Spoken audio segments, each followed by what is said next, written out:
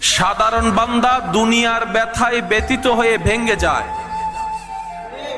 আর মুমিন বান্দা যারা নিজের অন্তরে নবী রাহমাতুল লিল আলামিনের প্রেমের শক্তিকে জায়গা দিয়েছে, অন্তরের গভীরে রবের উপর ভরসাকে জায়গা দিয়েছে, দুনিয়া তাদেরকে যত ভাঙতে চায় তারা নতুন ভাবে আরো মজবুত হয়ে গড়ে ওঠে। সুবহান। সাধারণ বান্দা অল্পতে মন খারাপ করে, আর মুমিন বান্দা যারা, তারা মহা বড় বিপদকেও হাসি মুখে বরণ করে নেয়। যে কারবালার ঘটনা আপনাকে আমাকে বারবার শুনিয়ে কাঁদিয়ে দেয়, সে কারবালাকে সরাসরি ফেস করা ইমাম আলী মাকাম ইমাম হুসাইন অন্যায়ের সামনে সেকেন্ডের জন্য মাথা নত করেনি।